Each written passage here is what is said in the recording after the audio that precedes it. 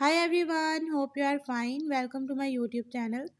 In my today's video, I'll be telling you how to set the default SMS app to Google Messages or Facebook Messenger in Samsung S23 Ultra. But before that, hit the red subscribe button and the bell icon to stay updated.